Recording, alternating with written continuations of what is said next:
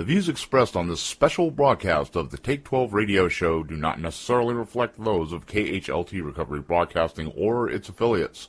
KHLT is not affiliated with any particular 12-step fellowship. A very scary experience. You know, God is a solution. God, the 12 step. I like where he's going here. Helps the community grow, helps us grow. Monty has done a phenomenal job. Lack of open-mindedness. And you're talking about taking people through a spiritual process and getting them into recovery. Thanks, Monty, and thanks for all your support. We need spirituality to make this thing work long term. It's an absolute pleasure. He certainly knows a lot of people. This is one of the places that is about the business of the solution.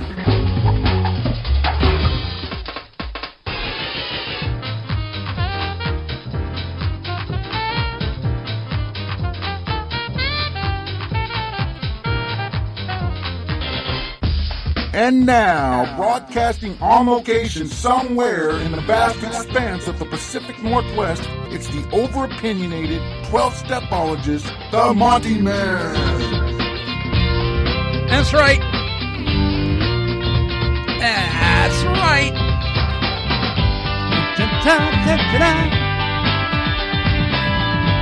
Yeah. Well, welcome aboard, all you folks out there, all you happy scallywags and scallywagettes. Welcome aboard the Good Ship Recovery here at Take12Radio.com on your internet dial. It's good to have you with us. And I definitely am on location on my blessed assurance in the audio booth at the studios of KHLT Recovery Broadcasting on the outskirts of beautiful downtown Albany, Oregon. Our email address here is take12radio@comcast.net. That's the number 12.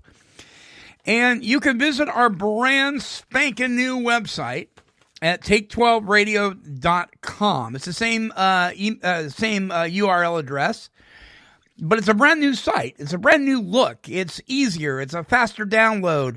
It's streamlined.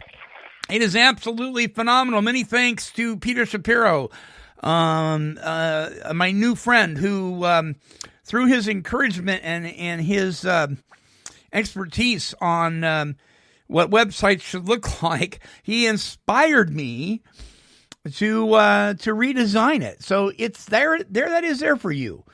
All of our links now are on YouTube. We have a YouTube version of all of our shows now. And so sometimes there's pictures, sometimes there's not. It's just the audio version with our logo on it. So you can access this by clicking on the Listen Online button or clicking on the View Online button. That'll take you to our YouTube of this show. And the archives. Go see Mom. You can go there as well. So listen, we just encourage you to go and subscribe free. Go to the very bottom of the page and subscribe for free to show updates. Our email blast is brand new too. We've got a lot of new stuff going on. All right, so Take 12 Radio, TAKE, the number 12 radio.com on your internet dial. You can spell it out, the number 12 as well. It'll take you to the same place. All right. How's your hacking? How's your hacking, all you coughers out there, all you smokers, all you people that are coughing due to smoking? I know many of you are good friends of mine, and you scare me because you are burdening your body, your mind, your spirit with something that just isn't necessary. But having said that, how easy is it just to put down the cigarettes, put down the pipe, put down the cigar or the chew or whatever delivery system you're using? Easier said than done, right? Well, this show is featuring Greg Seward, my friend. He hasn't been on in quite a while. Greg is, let me just run down some things here. Director of Tobacco Free Initiative, Director of Tobacco Constellation Services, Licensed Independent Alcohol and Drug Counselor. He's a Master Level Tobacco Treatment Specialist, Instructor at the School of Medicine for the Department of Psychiatry at the University of Massachusetts Memorial Medical Center and University of Massachusetts Medical School. You can't get much more expertise than that when it comes to nicotine and the consumption of tobacco products and what it does and doesn't do for you. And so I welcome, again, it's been a long time. This show has been really late in coming. We should have had Greg on again way before this. Greg, welcome back to the show, my friend. Thank you, Monty. It's such a pleasure and a treat to be back here. I'm just thrilled about spending time with you. Well, thank you. How the heck are you and the family? Everyone's fine. Kids are older. The 3 are out of the house. One's still at home. Andrea's fine. She says hello, too. Oh, awesome. And send my love to Andrea and the kids. So you're almost empty nesters. We got one left. He's going to be gone next year. But you live in a beautiful part of the country. I've been honored to be a guest in your home. Greg, this is a passion of yours, to educate, inform, and empower people when it comes to the dangers and the health risks of consuming tobacco. True?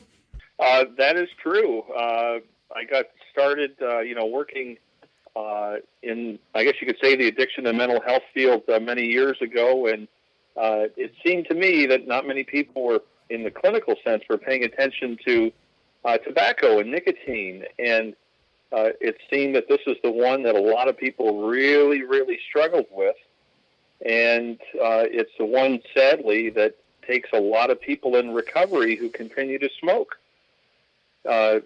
Takes them for an early death. Takes a lot of financial, a lot of financial resources are taken away because of smoking. A lot of money from families' budgets, from their income, and when someone really struggles and dies early, it affects the whole family. To be blunt, a lot of tobacco-related deaths aren't pretty, and if you've seen any of the CDC tips from a former smoker commercial, you'll see some of them there. I'm not sure how much cigarettes cost in Oregon right now, but in Massachusetts, name brand tobacco, you can spend $10 or more on a pack. And oh my goodness! If you're a one pack a day smoker and your family, that's $300 a month. Gee, Chris, I had no idea. It is. So $300 a month. I mean, that's a car payment, insurance, gas. That's a better place to live. Yeah. Better clothes for the kids, better food on the table.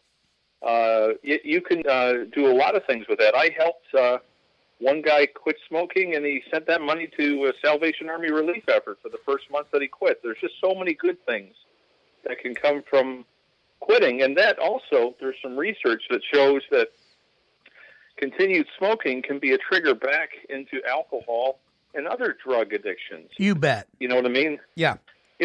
Often, just like peanut butter and jelly sandwiches, peanut butter and jelly go well together, but sometimes, just the sight, the smell, the sound of the cigarette or the lighter or the match is a trigger back into other addictions. So it's something that ought to be addressed.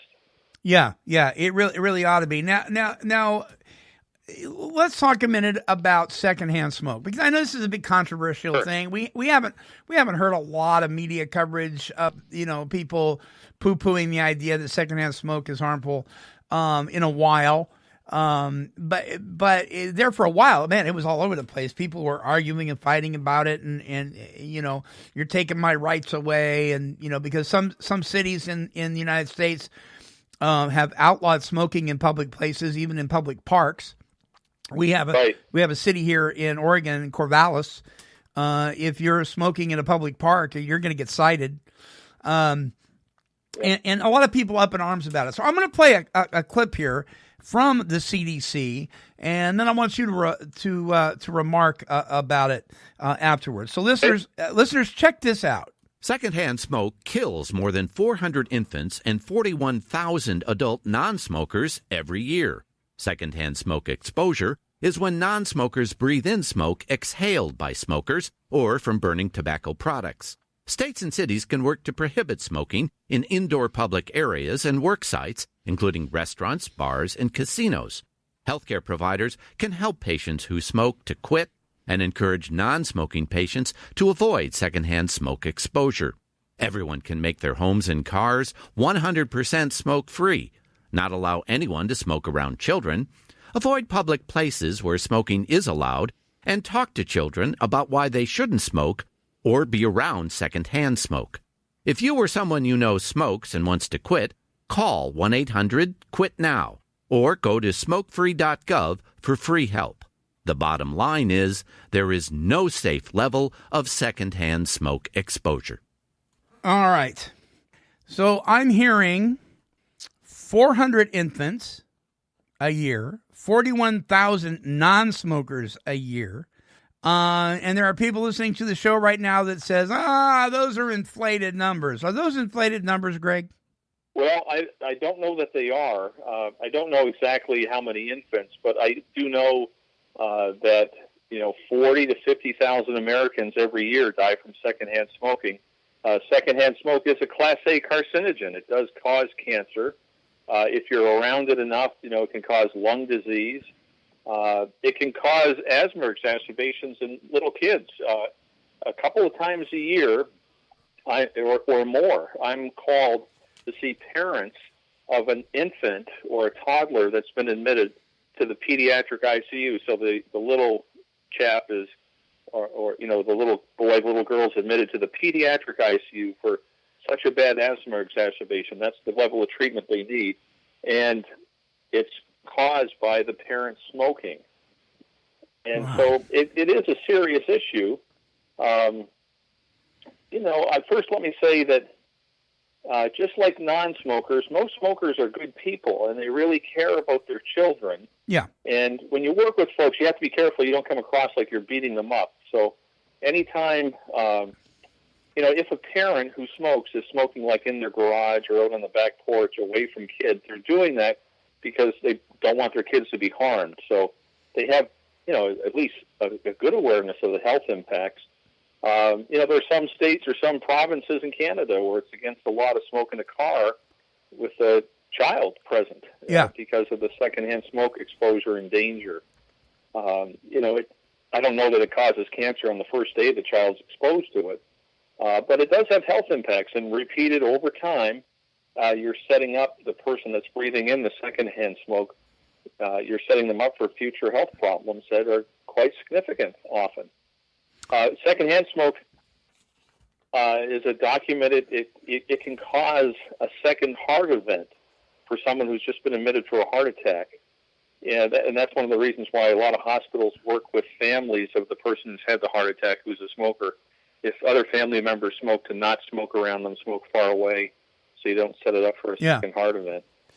Yeah, I think, I'm not sure, but from what I have witnessed as of the last 5 years particularly, is that there seem to be more people that smoke that do it away from their children or not even in their own homes than ever before. Don't you think? Oh, absolutely. I see that. People tend to walk away from public entrances to buildings. They tend to walk away from where other people have to pass through their smoke, kind of thing. Yeah. So, to me, it shows that they're being thoughtful about it. I would also say that a lot of people aren't smoking in their homes anymore because of the risk of careless smoking, accidental fires. The federal fire office, I've forgotten the name of the department, but still the number one cause of accidental fire death in residences is not electrical fires. It's caused by careless smoking. Wow. Often alcohol is a factor with careless smoking, as you know, but careless smoking. In fact, in the news within the last couple of weeks, so in case anyone is listening to this in the future, this is 2015, but within the last couple of weeks, there was a documented case reported on the news of someone carelessly smoking marijuana, left the marijuana cigarette in the sofa, went to bed, and it caused a horrible fire. So one of the things I like to tell smokers now is that if you're going to smoke, don't smoke inside the house. Eliminate that risk of an accidental fire. We've had a couple of tragic cases in Massachusetts this year, where people thought they were smoking safely on the porch, not just inside, but on the porch. And 2 tragic fires where, one person was killed and another fire, this multi-family apartment building, 30 people were displaced. There was almost $1 million worth of damage. Someone smoking on the porch was the cause. They thought they put the cigarette out, but they didn't. So. Wow. So okay, I'm gonna get kind of mean here, because you and I'm playing devil's advocate. Okay, with it, you said something about we got to be careful, that we don't demonize people that smoke, because people that smoke, just like people that don't smoke, for the most part, are very loving parents and good people, and I agree. Right. Absolutely. But the flip side of the coin of that is, and I think people need to, this is just my opinion now, I think people need to understand this, that if you are intentionally smoking in close quarters around a infant, that is a form of child abuse. Would you agree with that? Well, I would say that if you wanted to get technical about it, you're exposing the child to a Class A carcinogen, which causes cancer. So I could see that it is. You could say it's child abuse, because in a way you're abusing the child. You don't maybe not know it, but I guess you are. But I would also say there's other forms of child abuse that are more immediately worse. Sure. I just think that a lot of parents who are smoking around their child in a close enclosed space like a small car don't quite realize the health risks. And I think what I'm saying is, once you do realize it, once you are informed, and you continue in that behavior, that at the very least that's neglectful of your child. And I think we need, those of you who are listening that may not have looked at it that way, I'm not trying to beat you up, but I think you need to get a clear understanding that a spade's a spade.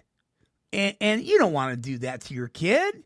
I know you don't. I saw a lady here recently pull out of the church parking lot with her infant in a very small car, lighting up a cigarette with the windows rolled up. I don't think going over to her and beating on her window and calling her a bad parent's the answer. But I think that she needs to have a reality check. I would agree with that. I'm caring about I'm worried about the infant too. The infant really doesn't have a voice right now. And, when you think about it, there's other things that parents can expose their kids to as well that they should be educated about and make better decisions too. Yeah. Like when you expose your child to drinking or other drug use that you might be doing. Right. You're putting your child at risk as well. Let's shift gears here for a second. Do you find that good? Do you find? Hey, they say I'm overly opinionated. What can I say? They say that whoever they is, and you deal in statistics all the time. Who is they anyway? Right. But they say that people that have a history of narcotic or alcohol abuse or addiction, that the numbers that smoke tobacco are huge. Do you find that to be true? Oh, absolutely. You see that here in Massachusetts as well. So in Massachusetts, statewide, there might be an average of maybe 17% of adults that smoke. Yeah. But those adults with mental health or with addiction issues, it can be much, much higher, including opiates, folks that go to methadone clinics. The numbers approach 70, 80, or even more. Yeah. Percent. Higher even than that, maybe 90%. It's very prevalent.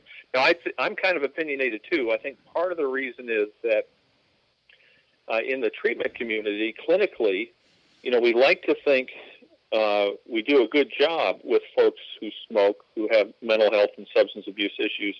But I don't think we really do. I think we could do a better job offering treatment, offering medications. People want to quit smoking. People struggling with addiction or mental health issues still would like to quit smoking. The research shows that they might need more nicotine replacement therapy, maybe a higher dose for a longer period of time, maybe more intensive tobacco counseling, but they can quit. And I think sometimes by not addressing it, or just assuming that our patients, our clients don't want to address it, I think we're doing folks a disservice. And so I like to try and challenge, other clinicians and other programs to do a better job. I mean, why are you assuming they don't want to quit? You should ask them, well, have you ever tried this? Have you ever tried that? Yeah. And people can quit successfully. Yeah, people do it all the time. I mean, there's a lot of smokers out there, but people quit all the time and stay quit. I'm one of them. Absolutely. I here in a couple of weeks, I will celebrate my 18 years alcohol-free. And in a couple months after that, it'll be 18 years tobacco-free. Awesome. By the grace of God. But it did happen, and people do it all the time. There is definitely hope out there. Okay, we're going to take a break. And when I come back, I want to talk to you about a little bit more about quitting smoking while in treatment. I want to ask you a question about that. Sure. Folks, don't go away. More with my guest, Greg Seward. He is a master level tobacco treatment specialist and instructor at the School of Medicine at the University of Massachusetts Memorial Medical Center. When we return, be right back. Hey, look, running around in the meetings, gobbling up gallons of bad coffee, flapping his gums wherever he can bring a smile to a hurting face. It's Slogan Man! We know cute little platitudes and sayings on the wall in a 12-step meeting won't keep you sober, but they sure will make you think, consider, and even laugh your way through an otherwise crappy day. Can't wait to get to your home group to hear those slogans over and over and over and over again? No need to. Pick up a copy of the 12-Step Gazette and join the adventures of Slogan Man. Visit www.12stepgazette.com and subscribe today.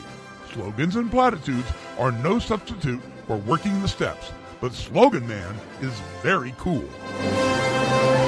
You're listening to The Sounds of Recovery here at Take12Radio.com, recovery talk and positive music. Origins Recovery Centers provides integrated inpatient treatment for substance abuse and co-occurring disorders.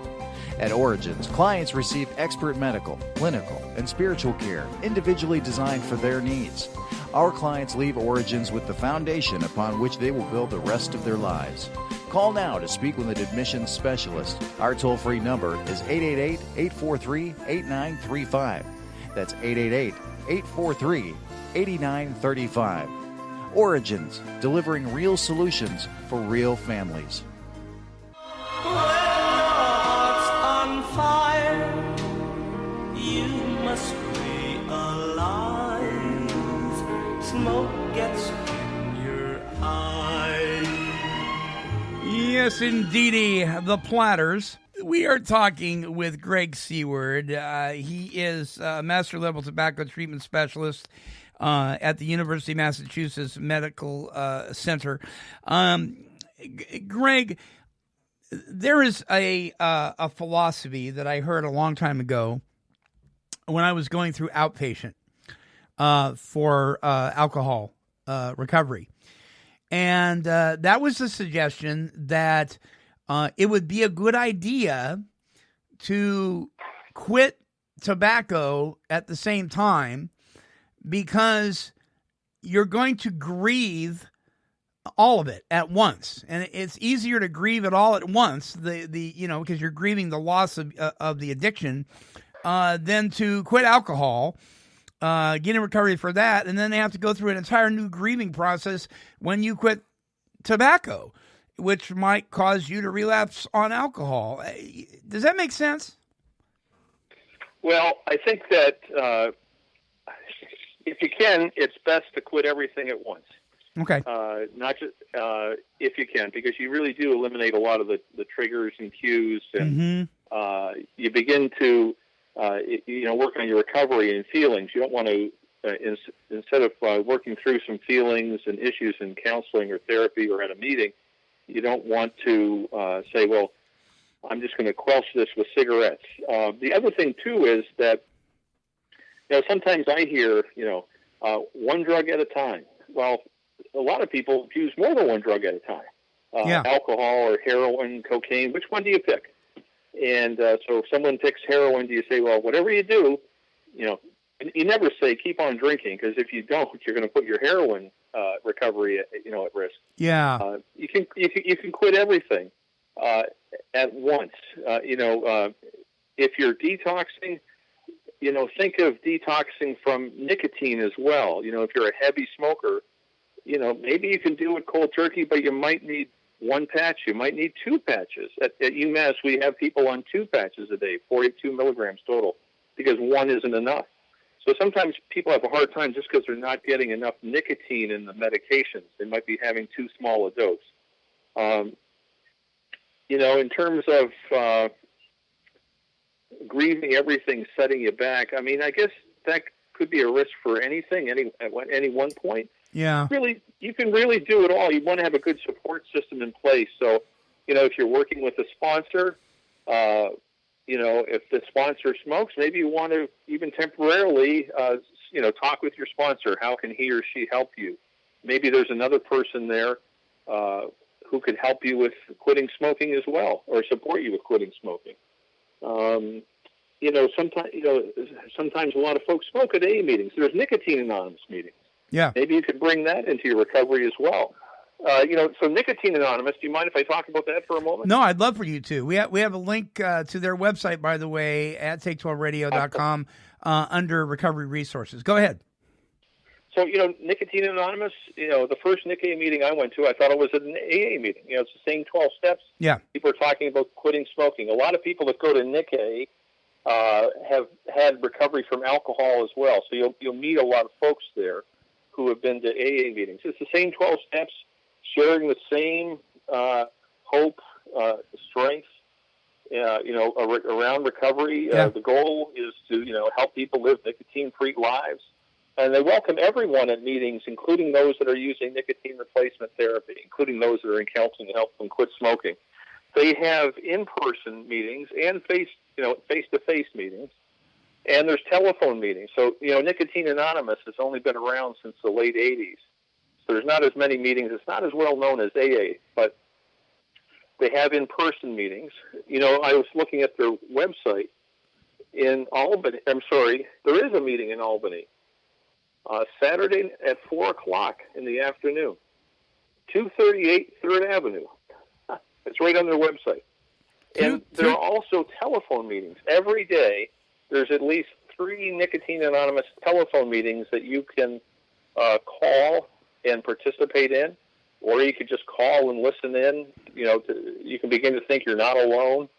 People call in from around the country. Depending on the meeting, there might be 10, maybe 20 people or so. Yeah. And it can be real motivating. So you might be, stuck at your cubicle at work, thinking you're all alone, or you might actually be all alone on the weekend. You could call it at a meeting. And I would encourage, everyone listening to the show to at least check out a Nicotine Anonymous telephone meeting. Listen in on one. If you're a smoker or a former smoker, and you're listening to the show, chances are you care about yourself, you care about other people, and you might be able to tell someone else who'd like to get some help with quitting about some resources that you've heard about. There's meetings here in Massachusetts, all around the country in each state. But once again, even if you're in a small town all alone, you can still get to a meeting on your telephone. Yeah. And with the onslaught of the internet and tablets and smart devices, and you don't have to do this thing alone, regardless of what your struggle is. Right. Yeah. Correct. Absolutely. Yeah, you bet. Once again, take12radio.com, click on the recovery resources link, and you'll find a Nicotine Anonymous there, as well as other resources. And for you folks listening in Albany, Oregon, or Lynn County, Saturday at 4 p.m. at 238 3rd Avenue. Go there and get some support. You're not going to be, criticized and condemned. You're going to be welcomed, and people get it. They understand there's a powerlessness effect over nicotine addiction.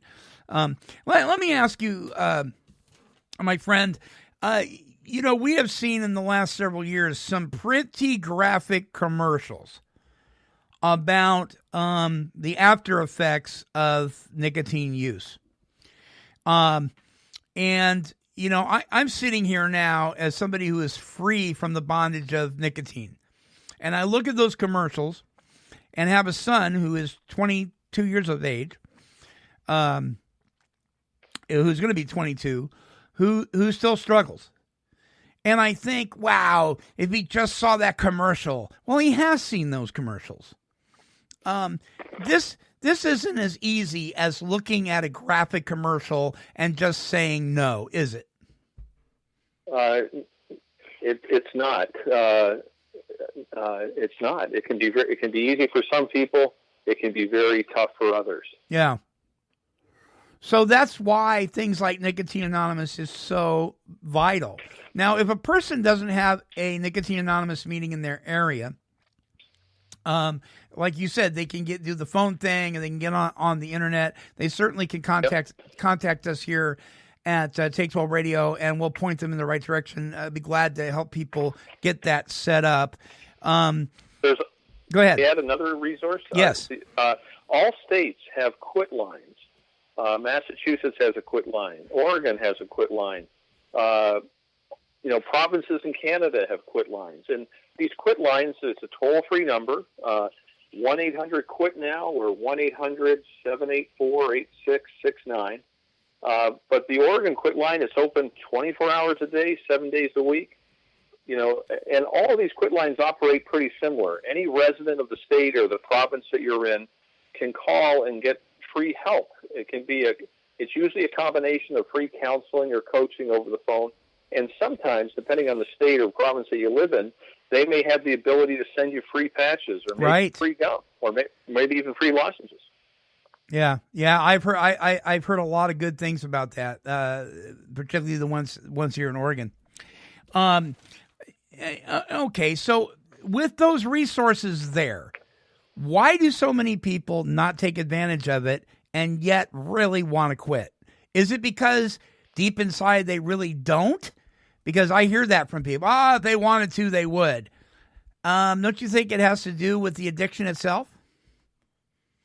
I think some of it has to do with the addiction. I think sometimes people think that it's not the immediate priority. I know for instance, a 30-year-old or 20-year-old might say, 40-year-old might say, I know if I keep smoking, I might get lung cancer when I'm 70 or emphysema when I'm 65. Well, I'm 40. I've got 25 more years to do something about this. Mm-hmm. Right now, my big issue is heroin or meth. I've got to stay on top of this.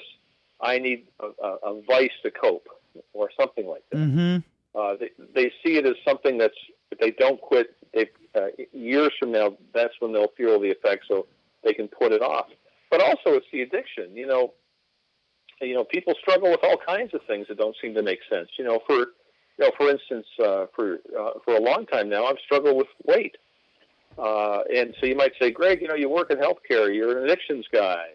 Don't you see it? Don't you know you got to do something about this? And it's tough to make change sometimes. And in a way, smoking like weight, it's, I don't know that it's socially acceptable like it in a way it used to be, but it's pretty available. It's very easy to eat unhealthily. Smoking is still somewhat socially acceptable. It's pretty available, relatively low day price, but it does add up. So it can be tough.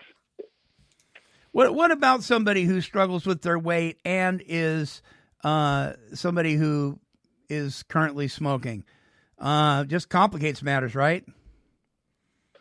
It can complicate matters. So, for instance, as a clinician, one of the things I like to do is, help people, look at the pros and cons of smoking. What do you like about it? What don't you like about it? Look at the pros and cons of quitting. What would you like about quitting? What don't you like about quitting? Well, I might not like having to go through nicotine withdrawal and, wear nicotine patches. I don't like that. Things that you like about smoking, might be something that relaxes me. Things I don't like about smoking, well, my wife nags me. It costs a lot of money. I've got this cough that's getting worse. And a lot of people, when they quit, they fear the negative things. And I try to help people focus on some positive things about quitting. So in my practice, for instance, I use carbon monoxide meters. It's kind of like an alcohol breathalyzer, but it measures carbon monoxide on breath. And so one of the reasons smoking's so bad is that when you inhale on a cigarette, you're breathing in nicotine. That's what we get addicted to. But you're also breathing in hundreds of harmful chemicals, some that cause cancer. One of the bad ones is carbon monoxide. So carbon monoxide gets in your system, in your red blood cells, a little bit faster than oxygen does, so it takes up space. You don't have a full oxygen load. You've got, a high carbon monoxide load. Yeah. And it makes it harder for the heart. Well, within 2 to 3 days of quitting, all the carbon monoxide is gone. So if you come back and see me within a few days of quitting, we can test your carbon monoxide level, and we can see that medical improvement. But when you come back within a week of quitting, if you're spending $10 a day on cigarettes, well, you've got $70 now to do something else with. So if today was the first day I was quitting, I might not like the nicotine patches. I might not like my high carbon monoxide level. But I know at the end of the week, I'll have, $50 or $70. I could take Andrea out on a cheap date, dinner and a movie. Or, with money I would have saved from not smoking. So I'm looking forward to something positive happening. I'm looking forward to my lower carbon monoxide level. I'm looking forward to a nice evening with my wife on the weekend. I'd also add there's carbon monoxide in marijuana smoke too, so it's not healthy to smoke anything. But bottom line, Greg, anything we take into our lungs that's not pure clean air is probably not going to be helpful. Correct. But so the big thing with smoking, within just a few days of quitting, the health benefits begin, and they continue for weeks, for months, for years. Lower rate of heart disease, better breathing, better outcomes medically. So the benefits start right away, and they continue and build. Yeah, that's great news. That's really, really great news. All right, we're going to take another break, and when we come back, I want to talk about two areas that people that are quitting smoking often go to. One, which is very popular right now, and we'll tell you what that is when we come back. Men, women, and their families experience tremendous pain and suffering due to the struggles they face from substance abuse and its co-occurring mental health challenges. They need to find a safe place for peace and healing. Therapia Addiction Healing Center was born out of a deep desire to provide that safe and powerful healing environment. Therapia exists to help people recover from addictions by developing and maintaining healthy, meaningful relationships with God, self, and others. To speak with an addiction specialist, call 1-855-652-4325. That's 1-855-652-4325. Or visit our website at www.therapia.net. Therapia Addiction Healing Center, restoring lives one step at a time. If you're trying to quit smoking, dipping, or chewing tobacco, you don't have to do it alone. Nicotine Anonymous is a 12-step program of recovery that meets regularly in your area. There are no dues or fees. The only requirement for membership is a desire to be free of nicotine. For information at meetings near you, call 877-TRY-NIC-A. That's 877-TRY-NICA, or visit nicotine-anonymous.org.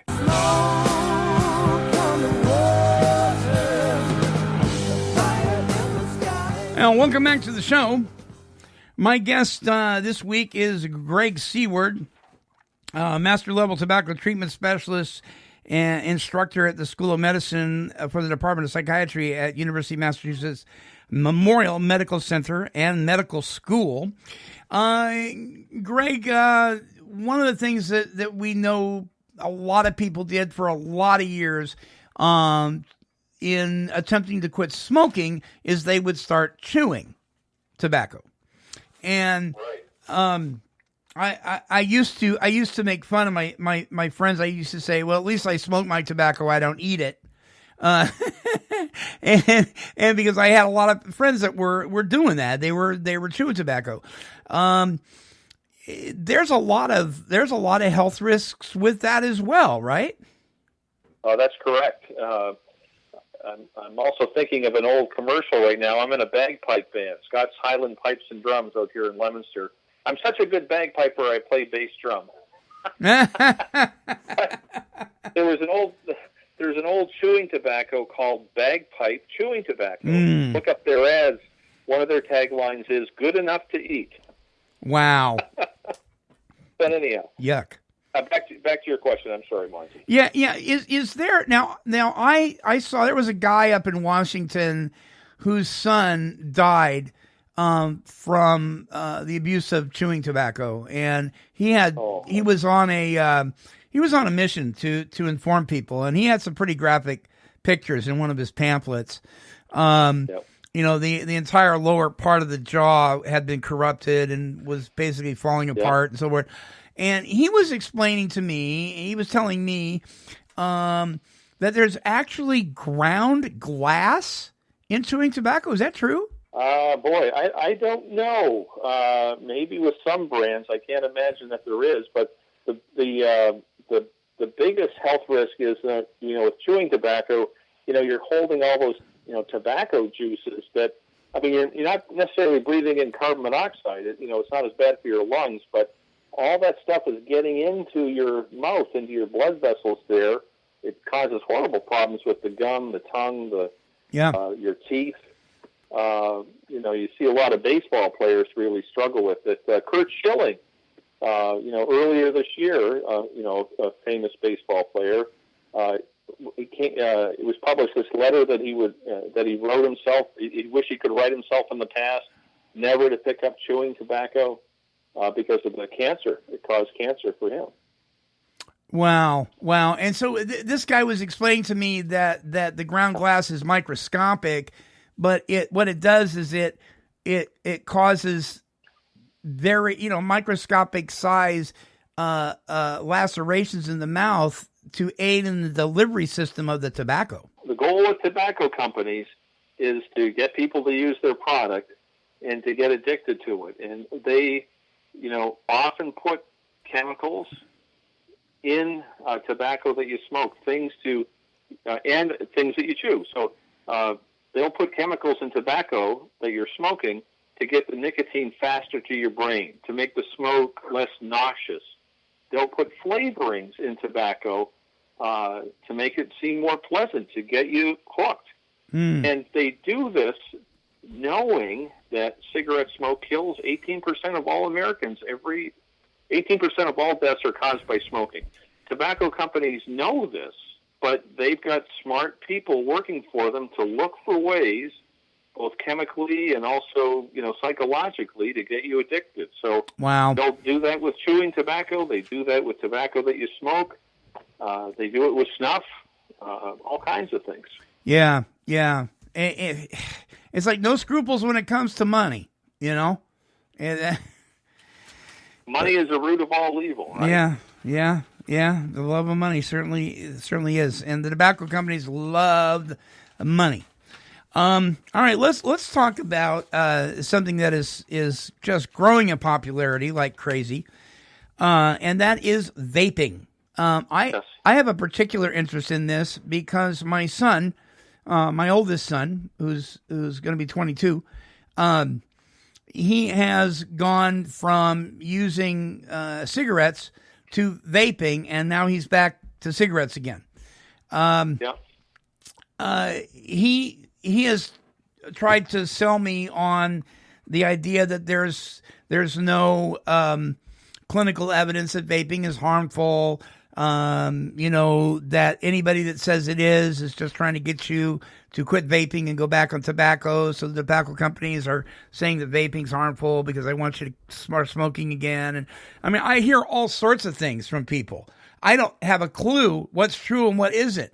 Is vaping a health risk? I would say that overall, yes, it is. It's certainly, its growth is just exponential growth. Across the country. Vaping, electronic cigarettes have only been out really for less than 10 years, basically. They've gone through a couple of 2 or 3 generations. The latest ones are, you can buy these cartridge. You basically you fill it up with liquid that you can buy, Right. or nicotine juice, or vaping juice, whatever you want to call it. Yeah. And one of the health risks with this form is the risk of nicotine exposure and nicotine overdose. Poison control centers around the nation, including the one in Massachusetts and Rhode Island, are reporting exponential growth in cases of nicotine exposure and nicotine poisoning. Half of the cases, and these are thousands of cases a year nationally, a few thousand cases a year, half of them are regarding kids under the age of 6. Now, what happens are, parents or adults will buy the vape juice. It comes in a little eyedropper. It's usually a bright color. It might say something like cotton candy or blueberry on it. And little kids will come along and think, oh, that's a nice bright blue, and oh, blueberry, I like blueberries, or I like cotton candy. And they'll drink it and get exposed or even overdose on nicotine that way. So a lot of kids are going to emergency rooms. It's so bad that one person wrote into JAMA, the Journal of the American Medical Association, saying all doctors ought to be trained in nicotine exposure and nicotine overdose and what to do with patients, signs to look for. So I actually, when I do grand rounds for docs now, I'll do training on this is what happened. This is what nicotine exposure, nicotine overdose looks like. If I have a client who's using one, I always tell them to have the poison control number near the phone, just in case. Nobody, the cases where the kids are overdosing, it is accidental, so it's a risk that way. The FDA has done some limited testing of electronic cigarettes. One of the concerns they have is from a nicotine dosing thing. So cartridges can come like in a no nicotine or light nicotine or heavy nicotine if you're a heavy smoker. They don't always have. They're not regulated. They're not FDA approved, FDA regulated. What it says you're getting in the cartridge isn't necessarily what you're getting in terms of the amount of nicotine. When you're using a nicotine patch or a lozenge or gum inhaler or nicotine nasal spray to help you quit, you know exactly what you're getting. You don't know what you're getting with the electronic cigarette. There's also other harmful chemicals that are in electronic cigarette liquid. Is this chemical called propylene glycol. It's an ingredient that's used in some of the products we use every day that the FDA has deemed we can safely, wash your hair with or something, but it's never meant to be ingested or breathed in.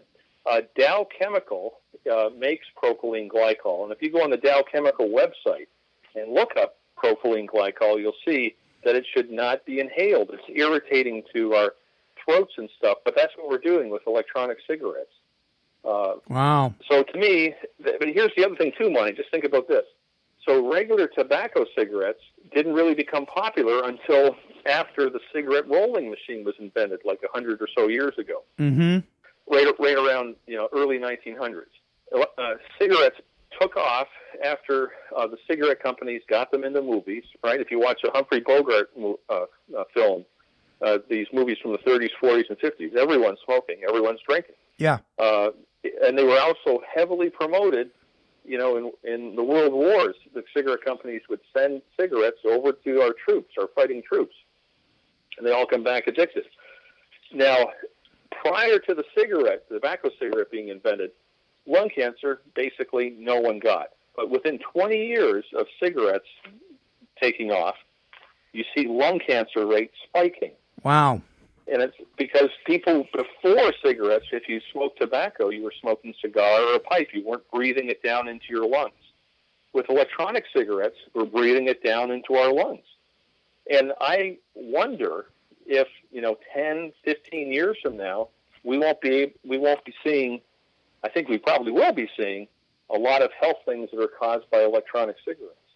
Now, for me, once again, if someone's switched to electronic cigarettes, I'm thinking, let's look at this positively. There's a reason why they switched. Maybe they switched because they want to quit smoking, and they think because the way electronic cigarettes are marketed, they think electronic cigarettes can help them. But they're still motivated to quit. I want to help them by giving them something that's not risky like electronic cigarettes are. Something that's cheaper. The NRT medications, the patch, the lozenge, and gum are cheaper than electronic cigarettes. I'll tell you one more thing about electronic cigarettes. The Joint Commission on Accreditation of Healthcare Organizations, or JCO, is recommending to all organizations that they bring electronic cigarettes under their tobacco policies because of the documented fire risk with them.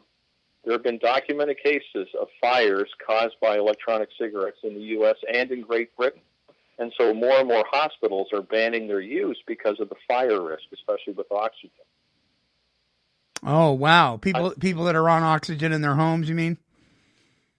Yeah, it's not safe to smoke. And, as far as your son goes,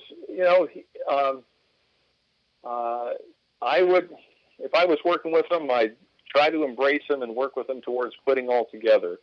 And, especially with the Oregon Quit line, maybe he can get free patches through there.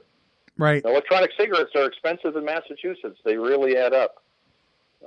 And, a lot of them actually are owned by tobacco companies who want to see you hooked. Yeah, there you go. There you go.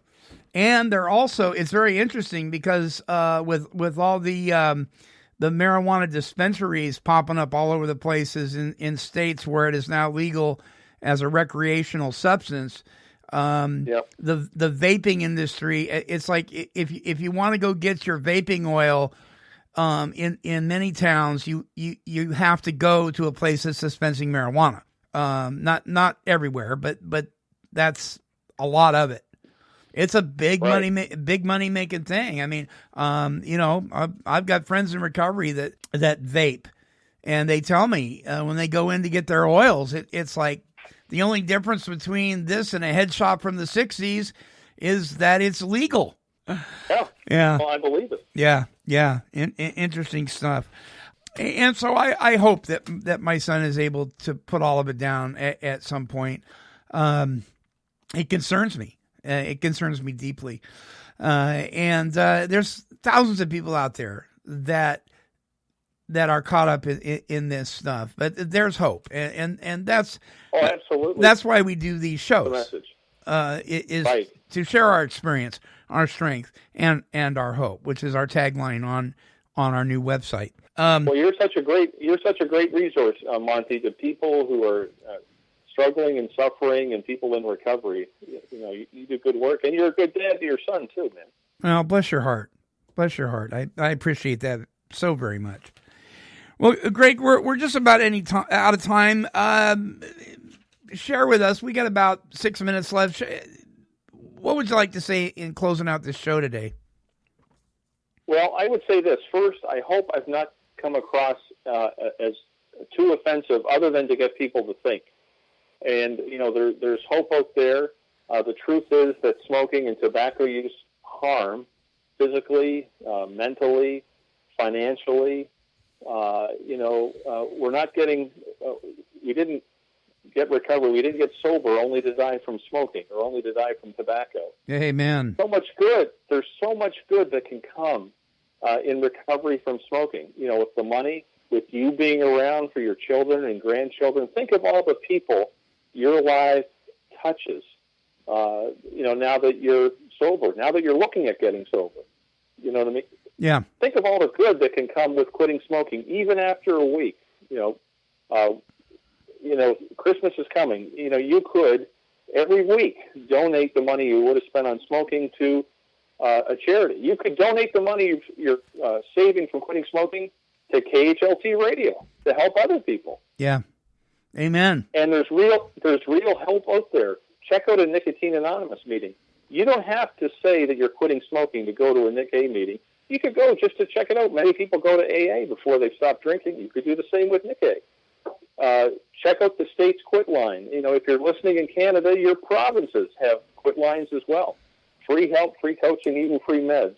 And if you're in Massachusetts and you want to come see me in Central Mass, I'd be thrilled to meet you. Well, so there's hope and there's strength out there, and encourage other people too. Yeah, you betcha. Smoking is killing a lot of people, and it doesn't have to be that way. Addiction is the number one health crisis in our nation, my friends.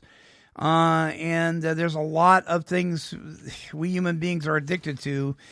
Greg Seward, my guest, Director of Tobacco Constellation Service, licensed independent alcohol and drug counselor He's a master level tobacco treatment specialist and instructor at the School of Medicine for the Department of Psychiatry at University of Massachusetts Memorial Medical Center and Medical School. Anything you take into your lungs that isn't pure, clean air is not doing you any favors. It really, really isn't. I don't care if it's vaping. I don't care if it's banana peels. I don't care what it is. We just it's just not something that you wanna do. So, no shame here. We just want to help. So, please understand that there are resources available. Contact us here at Take 12 Radio at Comcast.net, and we'll put you in touch with the resources you need for that. Thank you so much, Greg, for taking the time to be on the show again. Well, thank you, Monty. I have to say, you're one of the people I wish I could spend more time with. I've kind of looked at today as sitting down with a friend, cup of tea, and sharing some nice things. Well, bless you, my friend, and we won't wait so long to talk about this issue again. We should do this. We should do this every year, not every couple of years. Yeah, absolutely should. All right, well, there you go, my friends. We've been talking about an issue that it's really hitting home with some of you. I know it is. It's uncomfortable, but you know what?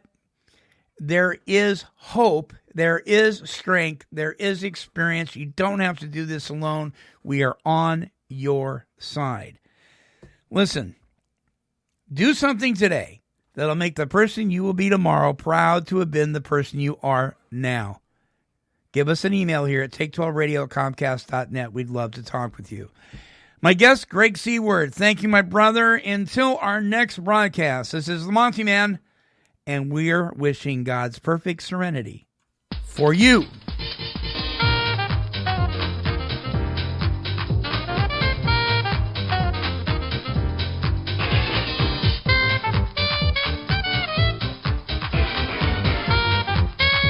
This has been a broadcast of KHLT Recovery Broadcasting.